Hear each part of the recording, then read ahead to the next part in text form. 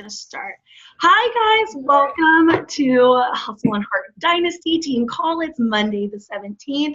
Holy crap, we only have 2 weeks left in the month, and then we only have 3 months left in the year. Well, whatever, you know what I mean, but the year's going by fast. Holy macaroni. I've got a graphic, and I am going to welcome our guest, who I'm so excited about. She is amazing, the sweetest soul. And she is pretty badass, y'all. She's a lifetime two-star diamond, Success Club All-Star. That means she has hit Success Club for 12 consecutive months. Y'all, that takes freaking commitment. She's also a success starter, which means that she hit Success Club her first 3 months. So it is so possible to hit Success Club your first 3 months. And she's been a coach for 3.5 years. So that shows dedication and consistency are her strong suits. And she's a busy mama. Like, she does it all. And so I'm so excited for her to talk to you about like time management, fitting all this craziness of coaching in the cracks of your days, and just how she was able to grow consistently and consecutively over the 3.5 years. Because y'all, I know, me as a baby coach, that sometimes it's good to hear from someone who's been around the block a time or two. And so I am going to stop sharing, and I am going to let her take it away. All right. Well, thank you. First of all, you guys have an incredible leader. Allie just spoke on my team call, and she just totally killed it. And yeah, I've been around the block, I guess you could say, but I still took a million notes, and just goes to show that we always are learning in this business. So thanks again, Allie. It was awesome. I already have people like blowing up my team page. I was like, I gotta go. I'll be back at 10 o'clock. See ya. Like with follow-up questions and stuff. But yeah, I'm going to share my screen because I as well have a PowerPoint. Can you guys see that? Can you see that? Okay, cool. And sorry, my computer sounds like it's going to blow up because it's downloading my call from before. So just bear with me there. Okay. So like I said, my name is Brooke. I am a lifetime two-star, meaning I was a two-star. Since then, my 2 diamonds have dropped, but we're working really hard to get them back, plus 3 more. I'm really looking towards not just getting my 2-star back. I'm really just looking at 5-star. It's my big goal. I'm really pushing for it for the end of the year. Like Allie said, a Success Club All-Star. I'm team leader, and I'll get back to this in a second. Team leader is something that I'm exceptionally proud of, and I'll tell you why.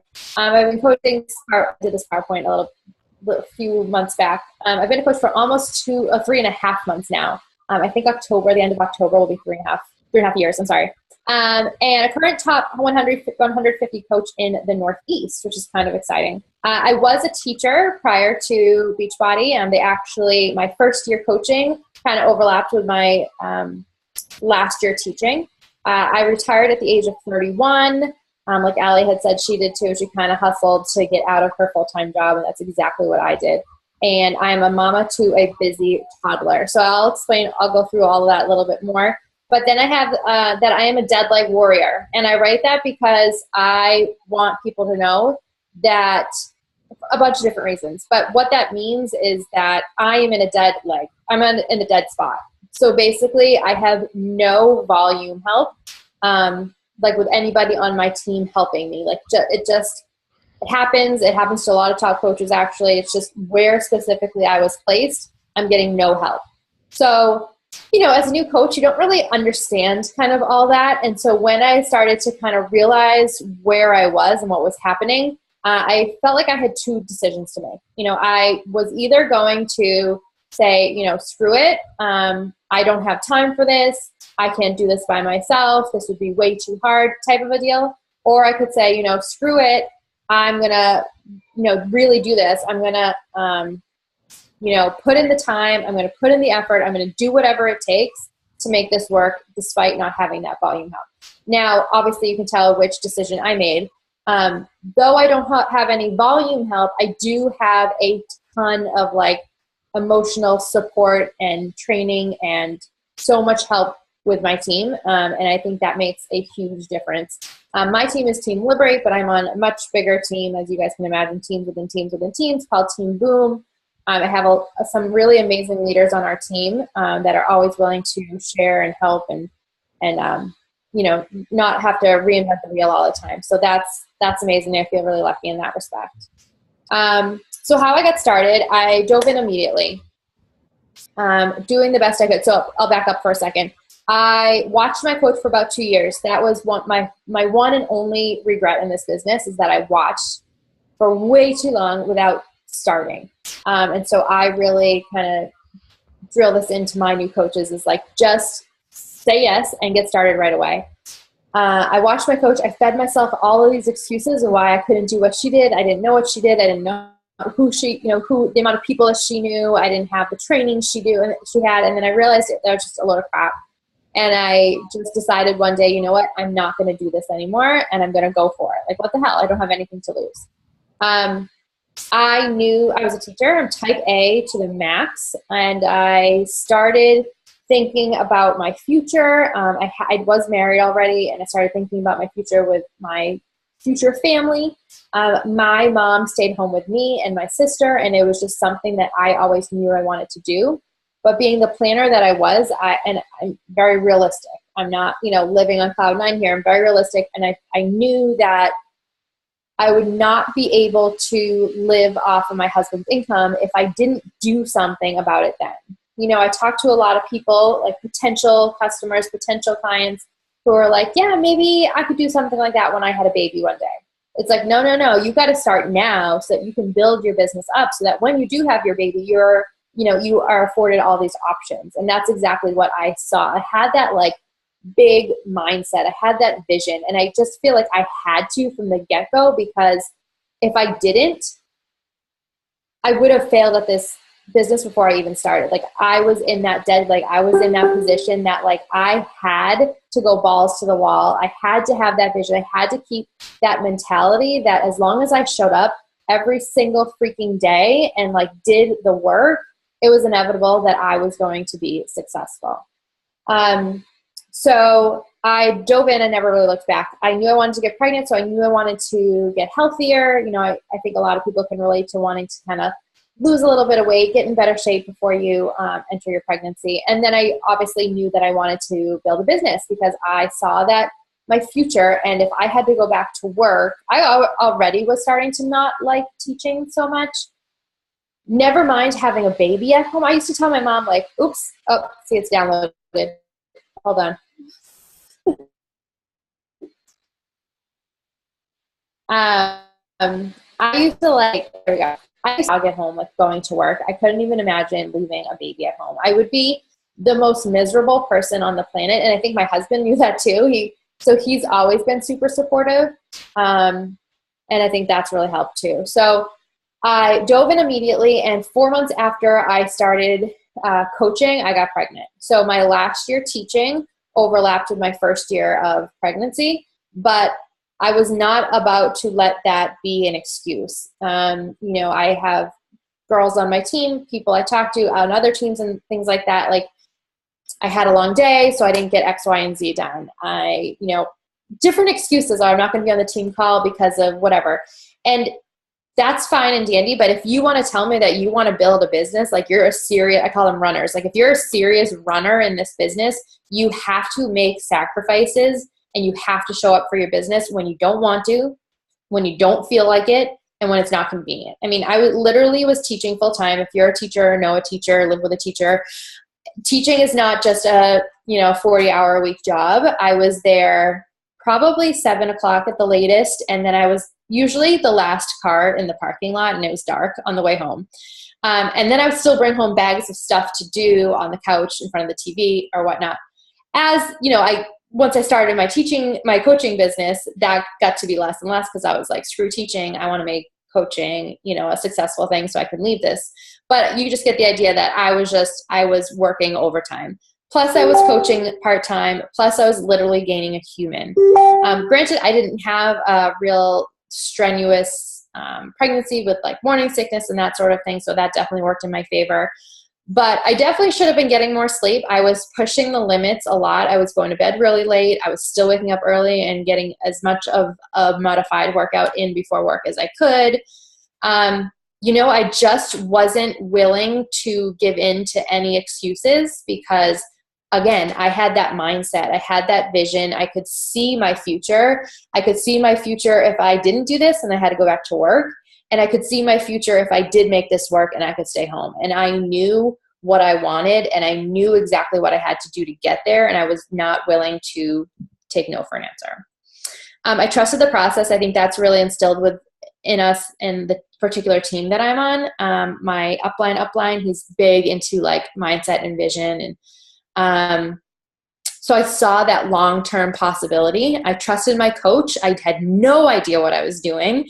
But like I said, I had watched her for 2 years. So I saw the potential in this business if you just showed up and you just trusted your coach. You have to be coachable. You have to be willing to get outside your comfort zone. It is what it is. That's part of this business. Talking to people you don't know and posting on social media despite who's going to see your posts. You just have to be you. You just have to be real and you just have to show up. I shared my story and the goals I had for my business and my family on social media. I just kind of poured myself out there because I knew that's what it needed to happen. And I think a lot of that also obviously goes into your personal development. And, again, going back to that mindset of this is what it's going to take. This is what it means to be a coach, and just having that passion and letting your passion for your own journey and passion for this business in terms of helping other people kind of lead the way and kind of pave the way for your business and like what it takes to do on a daily basis.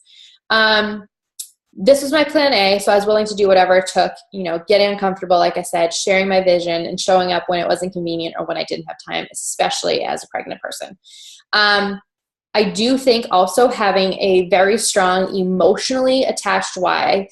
I see a lot, and that's okay. It's okay at the beginning because as a new coach, that's just kind of naturally what comes to you is when you think about your why as a new coach. Like I like to help people. I think it would be really cool to help other women who are in my position. And that's all fine and dandy. We talk on our team about like, we wouldn't be here if we didn't like helping people. Like bottom line, this is the wrong business for you. But it has to be more than that.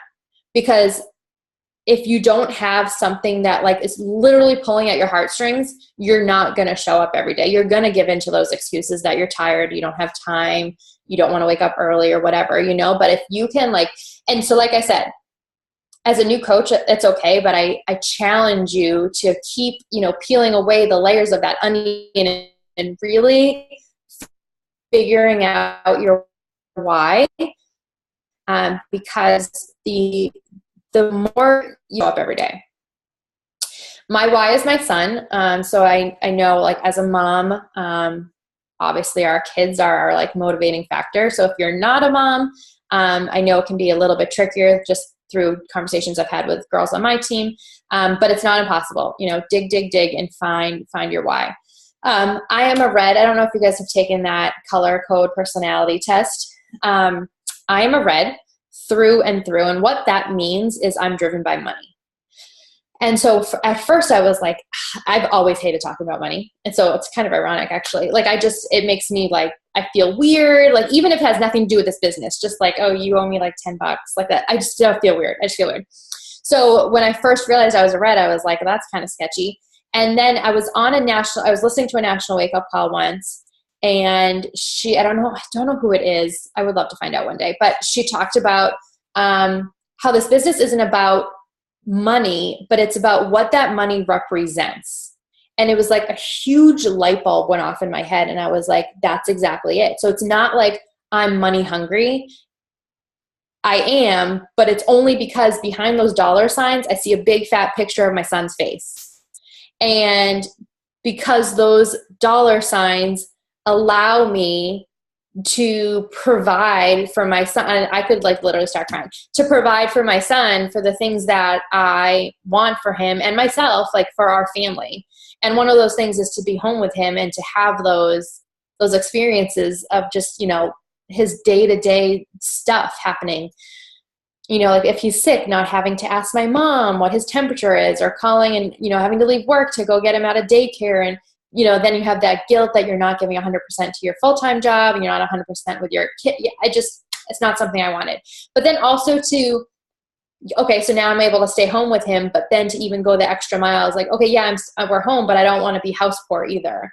I want to be home with him, but I still want to provide him with all these experiences, like going to the museum and not worrying that it's like $30 a pop, or going on vacation, within means. I'm not going to, say yes to everything in life, but just, not having that stress of having to pinch pennies despite being home as well, so as you can see, I'm very strongly passionate about him being my why and our future kids.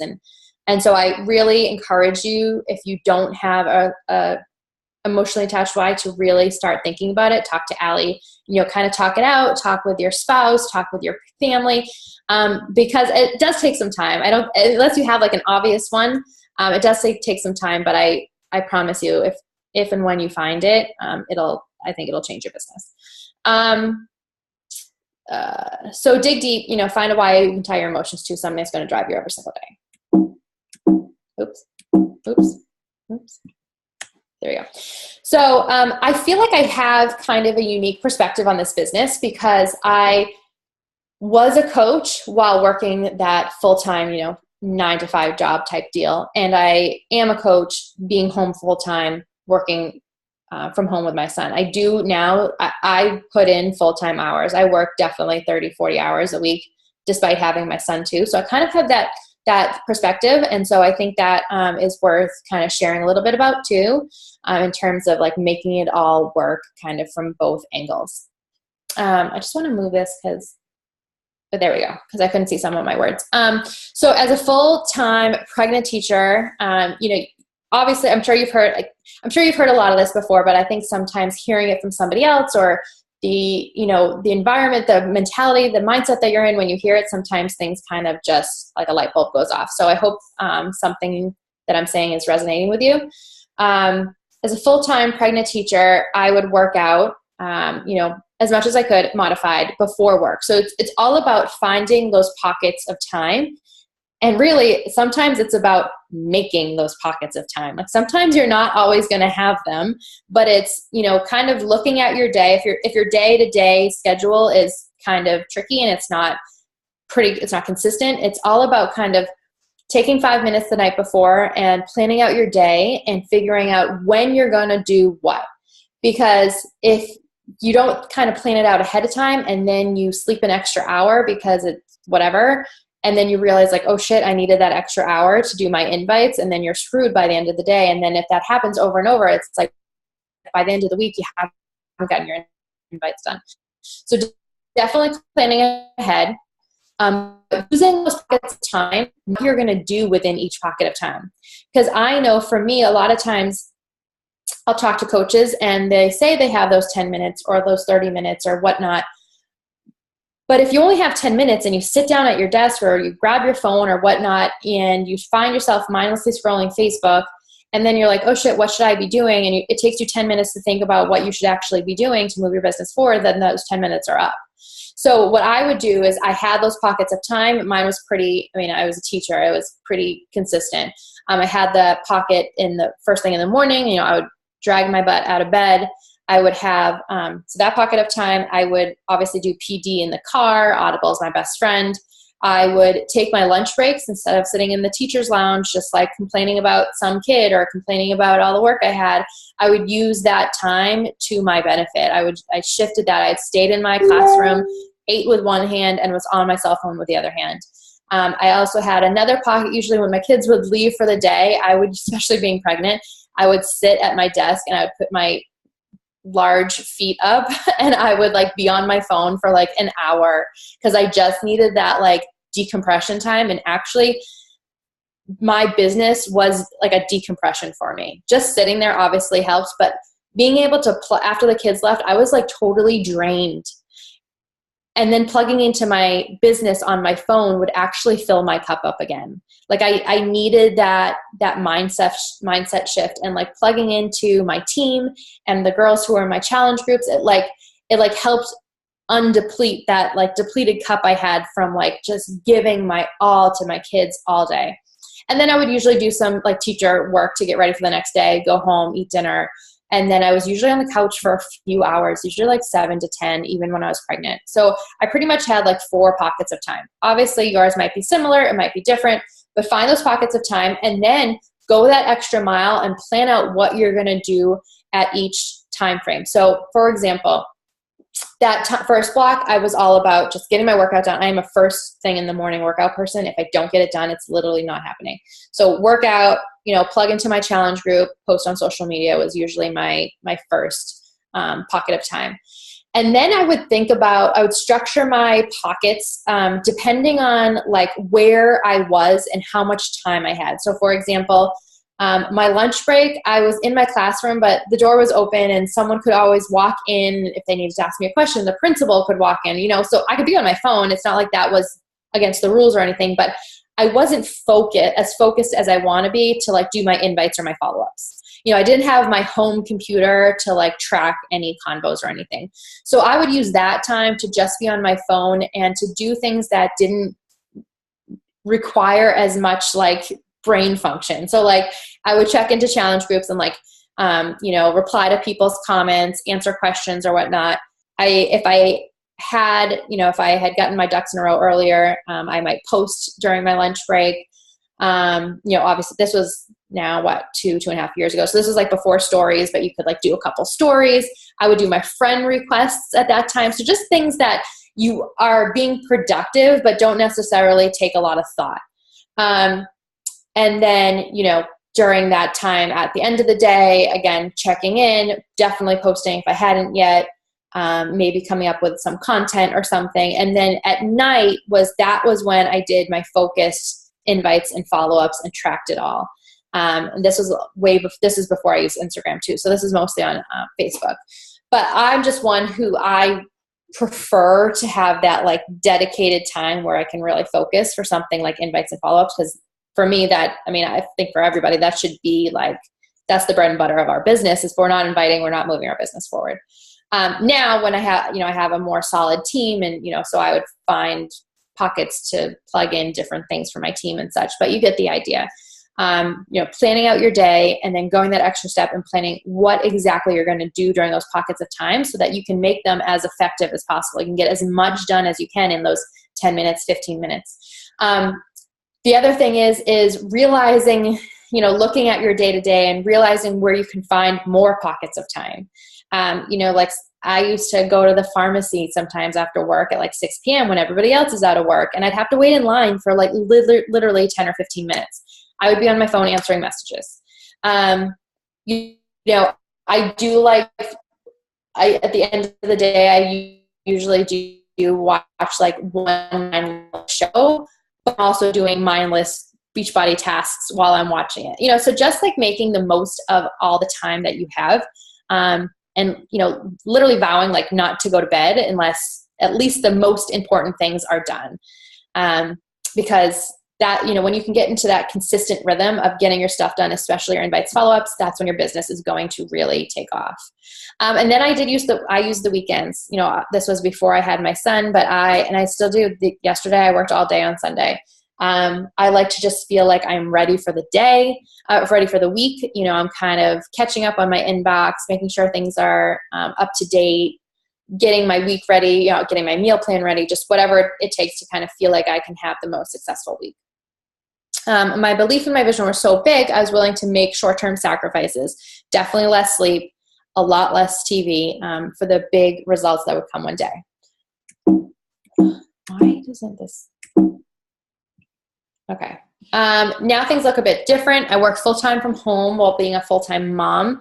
It definitely took some adjusting at the beginning. Like I remember right when I had him, adjusting to life as a new mom. He's my only one. So when he was born, it was like a whole new ball game for me. But because of Beachbody and because I hustled so much when I was pregnant, I was able to justify taking a very extended leave of absence. So as a teacher, he was born the end of April. Usually teachers would take May, June, the summer, go back in September. I was like, that is not long enough. So because I hustled, I was able to justify, I always knew I was never going back, but I couldn't really say that out loud. I took a 16-month leave of absence. So I took that May, June, that summer, and then the whole next school year.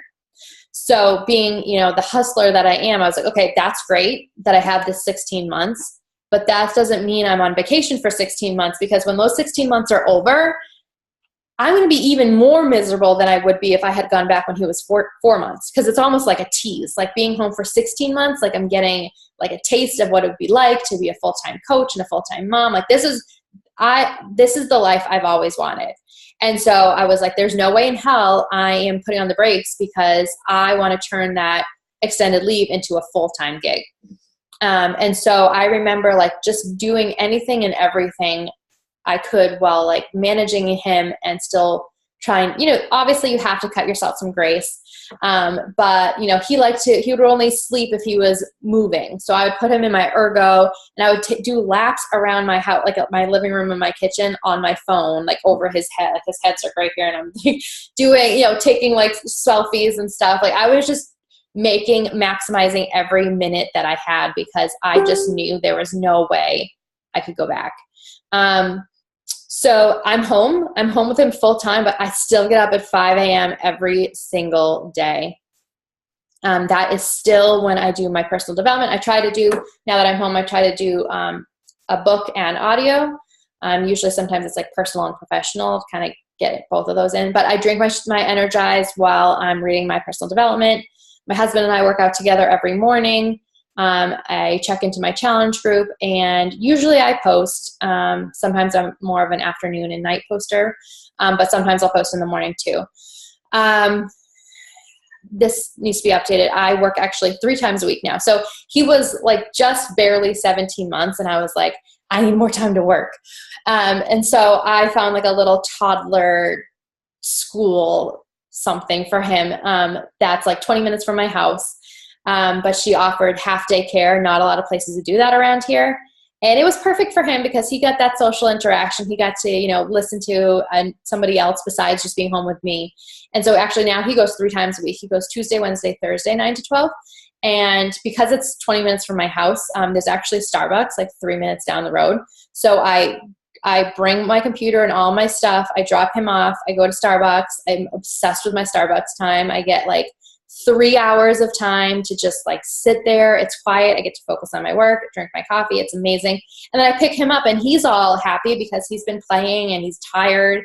Then we go home, we have lunch together. So we kind of have that time together. I still get to put him down for his nap, so then I get back to work while he's napping. It's been amazing. But because of Beachbody, not only am I staying home, but I'm able to send him to the school 3 times a week too. So that's really helpful.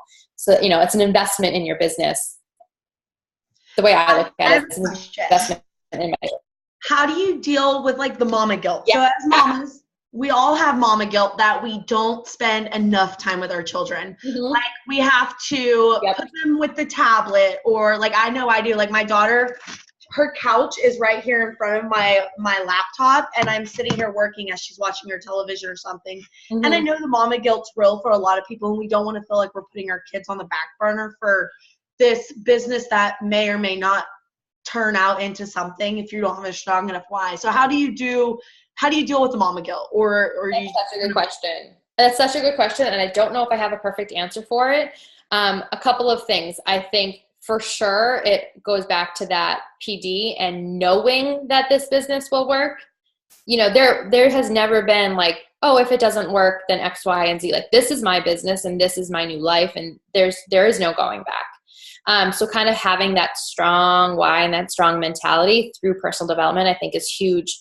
And then knowing and just believing, in your core that you're doing a good thing for your family now and for their future.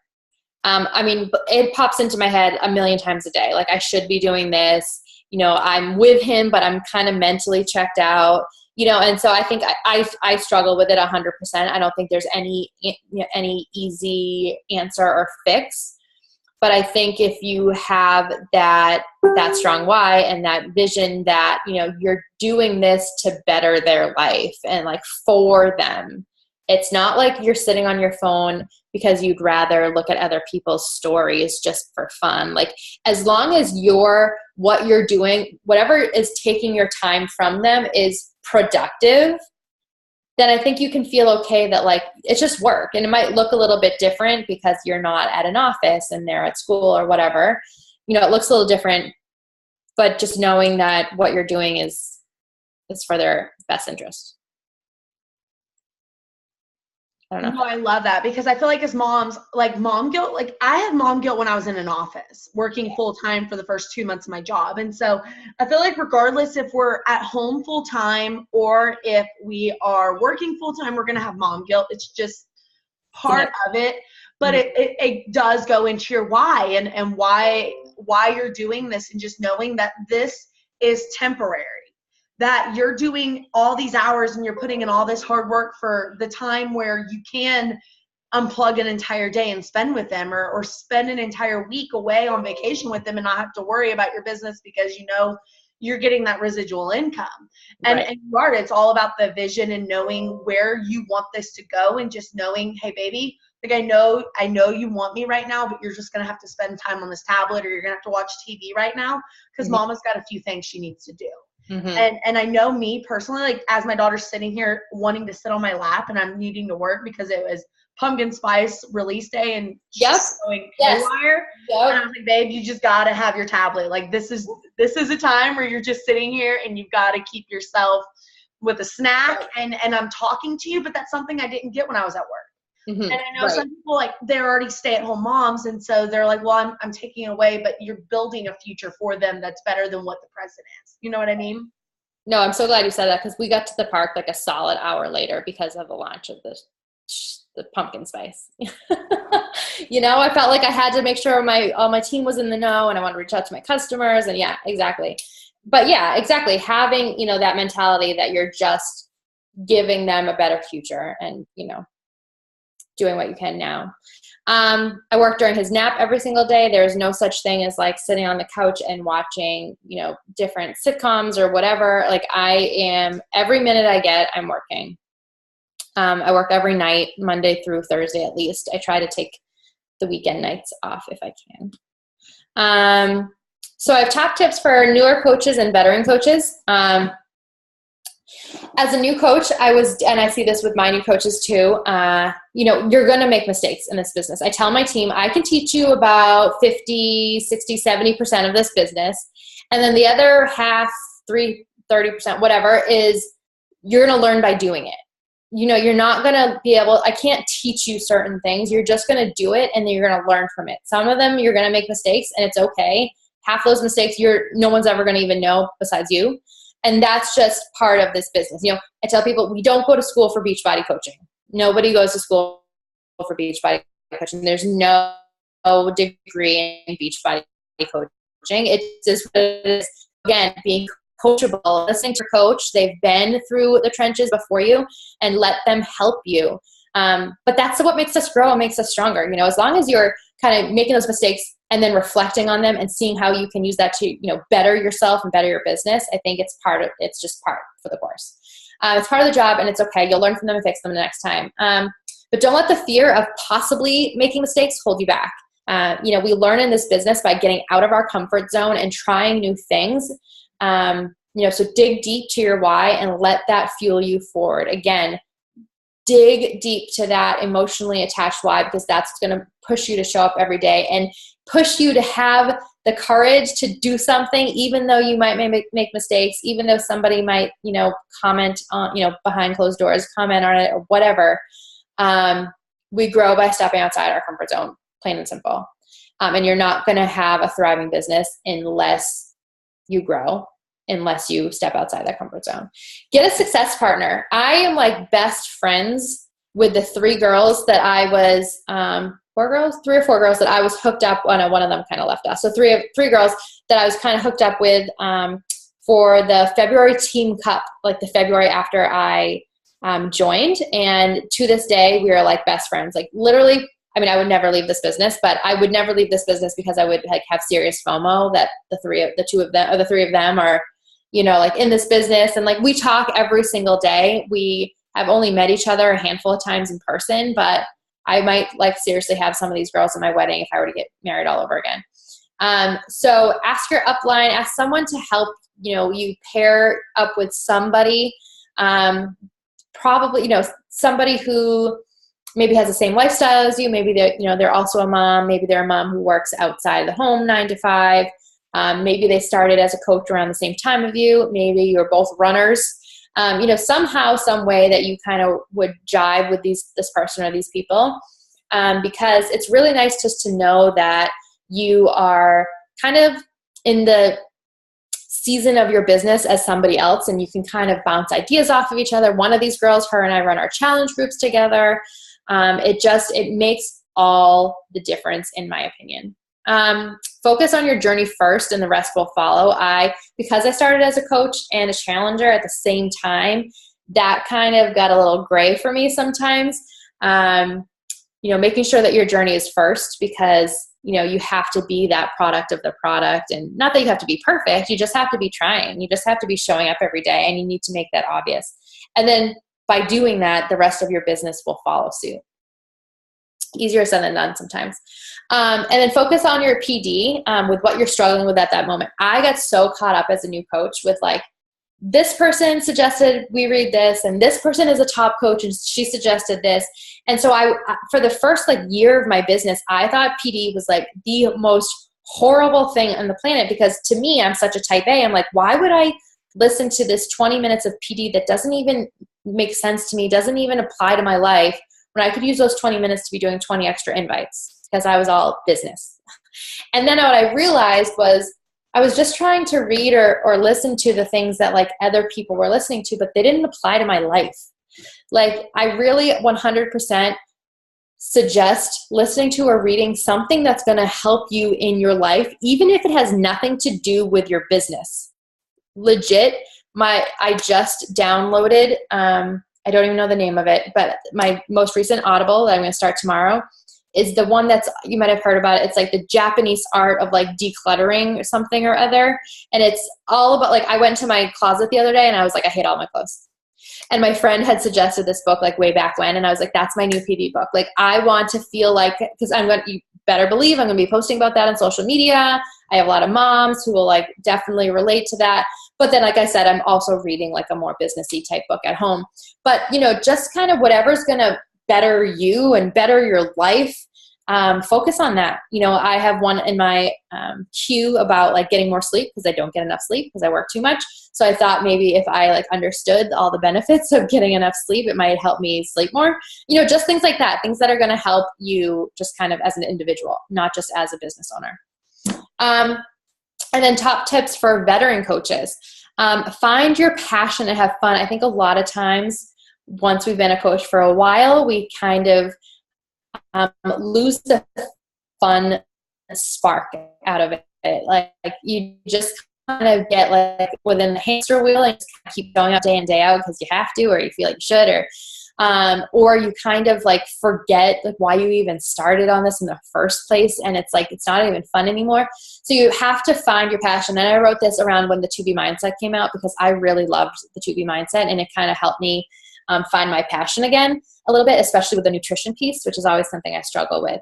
So find your passion, have fun, find ways to make it fun and exciting, because if it's getting boring to you, it's likely probably getting boring to your team and to your clients. You know, that mentality kind of sets in, and I think people can kind of read through it. Evolve with the times. So I was big. So I've been a coach for 3.5 years. So I was big with Facebook. Like, Instagram is still pretty new to me.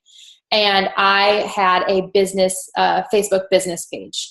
And so there's this guy, his name's Jesse Regan. You might not have heard of him because you guys are probably all newer coaches, but he is like this Facebook like page guru guy. And I paid to do a training with him. A lot of people on my team did it. Anyway, he teaches you how to like run Facebook ads to market your niche or whatever. And so I have a business page on Facebook that has like 18,000 followers. And it's amazing. I still have it, but I don't post to it anymore because I don't know, maybe 4, 5, 6 months ago, the algorithms on Facebook changed, and my like page was like crickets. I was getting no likes, no interaction. It just stopped because Facebook stopped showing my posts to like all of these people. And I dug my heels in for a really long time. And in hindsight, I did it for way too long. I think it was a huge detriment to my business. because I told myself I spent a lot of time on this like page. I spent a lot of money and effort. I want it to work. I want it to work. Well, it's out of your hands. It's out of my hands. It's, I can't control it. So I had to roll with the times. And that's when I started using my personal page again and really starting to connect with, because what I would do was everyone who liked my business page, I would use them, like that pool of people would become my new friend requests for my personal page. So once I moved over to my personal page, a lot of people from my like page were there. So I've been doing that. And then also obviously getting way more into Instagram. So that's where I kind of dug my heels into the personal page and to Instagram, because I was like, no, I need to make my Facebook business page work because I spent so much time on it. But, and so I still have it. I'm hoping one day to be able to still use it at least kind of a little bit or whatever. But you have to roll with the punches, whatever is kind of evolving with the times. Like when stories came out, I didn't do stories for a while. Don't ask me why. You just kind of do have to go with whatever's new and what's popular and run with it. I also have, this is kind of unique. I think a lot, this is kind of, surprising to some people. I have a lot of help from my husband, and not just emotional help. He's like my assistant.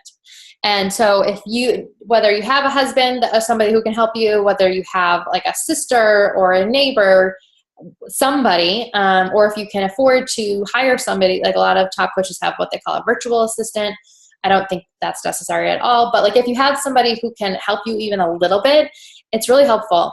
Like emotionally supportive, my husband has been since day one. He actually went to high school with my upline. So he's seen, like, he knows them as real people. They're not just these like crazy people who are making millions of dollars. He knows that they're like legit normal people. So he supports me and he sees how this is benefiting our whole family. But he is helping me. He's like literally my assistant. He controls my leads. So when I get leads from the customer lead program, he's like in charge of sending the email and that sort of thing. And he messages my new followers on Instagram, because I do have a scripted thing just for that first initial message, because I don't know if they're going to, write back or not. And then once they write back, then obviously I take over and it's truly just like a conversation. But for that first initial message, I'm all about using a script. We personalize it to their name. If he can see that they're a mom, we'll like talk about mom life. If they have a private page, I'll ask them like if they're into fitness too. Like, so we do personalize it a little bit. And then once they answer, I kind of take it from there. So he does like a few things here and there. He actually does my Facebook friend requests too, although I'm going to probably be using like 100% Instagram going forward. But just, if someone can help you just kind of a little bit, he kind of takes that edge off and makes sure that I get those kinds of things done. And, he has access to my Excel sheet. And so I'm tracking names and that sort of thing. For veteran coaches, I don't, as a new coach, it's not like you need to invest in your business. I'm talking, if you've been in this business for a while, depending what your goals are, how fast you want to get there, there are some things you should invest in, like Allie was talking about the Diva Light. It's like 100, I have the Diva Light in my gym room. And then I actually, probably can tell, I have the travel one on my computer right here. It's amazing. So I don't have to move it back and forth. The travel one's like $20. It's worth every penny. Obviously, I have like a team website. I hired somebody to do that. Just different things in your business, that's going to help I do use Jumper Media to help me get, leads on Instagram. Although now I'm kind of wondering about that. Just different ways that especially things that you can't do yourself, or you don't have time for, think about how, investing in your business if you can. And then be a leader. It took me a long time to have the confidence to step up and be a leader. I was just really nervous. I kind of just always kind of hid behind my, my upline. I was in her team page forever. I did her team calls forever, and we still plug into those. But, this again, like I said, this is my plan A. This is my business, and I want my downline and my, my personally sponsored coaches and their personally sponsored coaches to see me as their leader and not my upline as their leader. So like we broke away. I have my own team page. I took them out of her page so they can't even see her content anymore, so that they see me and only me. So, come up with a team name. I didn't have a team name for a while, and my group was just like Brooks Personally Sponsored Coach or Brooks Coaches page or something. And until I had a name, and then it, changed it over. Don't wait until you have all your ducks in a row to start. Just start. A team page, we have a team website, just a place for your team to have this sense of community, for them to get to know each other, to help one another, to, we literally call each other like a big family. We're on our sneak peek and we're talking about how we're just like a big happy family. Lead from the front. You can't expect your personally sponsored coaches or their personally sponsored coaches to do something if you're not doing it. Getting on team calls, non-negotiable. Getting to events, Super Saturday, you better have your ticket. Summit, you got to get your ticket. You just have to be there. Even as a veteran coach, it's likely that you're probably going to hear a lot of the same things, but there's always something to get from every live event. Like I said, like a light bulb to go off of somebody saying it, the way they say it, where they said it, something. It's going to ignite a light bulb in you. Inviting, obviously, and then just showing up every single day. You can't expect them to hit Success Club if you're not hitting Success Club yourself. Become a leader for your personally sponsored coaches and their coaches to look up to. Some ideas obviously don't feel like you have to do all of these things at once, but like create your own Coach Basics system or like Getting Started Right system or however you do it for your team. Like I actually, Allie, after Ashley fell Dyson, she's on my she's not my upline, but she's like on our bigger team. And so I took all of her Getting Started Right. I went onto her website. She gave me her password. I went to all of her Getting Started Right videos. And there was one rainy day when my friend had my son, and I would just listen to her video, take notes, put on an outfit, record my own. And then I would change my outfit, listen to the next one, take notes, record the next one. So all of my people are seeing me do those 7 Getting Started Right videos and not her or, my upline or whatnot. And now I'm teaching my coaches to do the same. Like take these 7 videos, plug in maybe 4 of mine and redo 3 of your own. And then, every week or whenever you have a chance, kind of redo one of the videos so that eventually you have all 7 of your own. A coach sneak peek, my whole team, we do one together every month, but we're all contributing. We do, we have our live event where we all go live to share our journey with coaching. So we're all kind of there and our people can see us. Obviously challenge groups, free groups if you do that sort of thing. If it makes you uncomfortable, it probably means that you should do it. For me, that was doing team calls like this. I was really nervous to start my own team calls. I was like, what do I have to say? Like, what are people going to want to listen to me for? And then I was like, you know what? I just got to do it. And having, guest speakers is one way I think that everybody can grow because you're learning about different topics and then you're learning from other teams, what other teams are doing. I can say certain things to my team till like I'm blue in the face, but having Allie has said it, I'm sure things Allie I have said to them and they haven't done crap about it, like having Beachbody in their profile or, having a theme to their Instagram, things like that. But maybe having you having said it will, light a fire under their butt. I don't know. And then create systems, things that you can share with your team to use, kind of like my Getting Started Right system. I have these 7 videos, so it's consistent. All my team can recreate the same thing of them, of themselves using the same content. So it's not like everybody has to kind of reinvent the wheel and it feels really overwhelming, especially, as you're trying to get your own team up and running. Things that just make it consistent across the board so that when new coaches come on board, they're getting the same information and then, it's like a domino effect. Google Keep is a good way to share notes, obviously Google Docs, and then, having a team website if you're into that. I think that's it. Yay. I love it. So many freaking amazing little nuggets.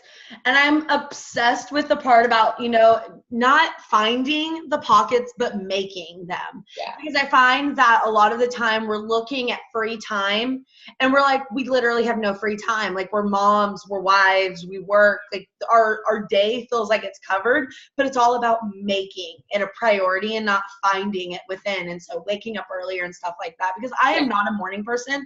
And I started reading the book, The Miracle Morning.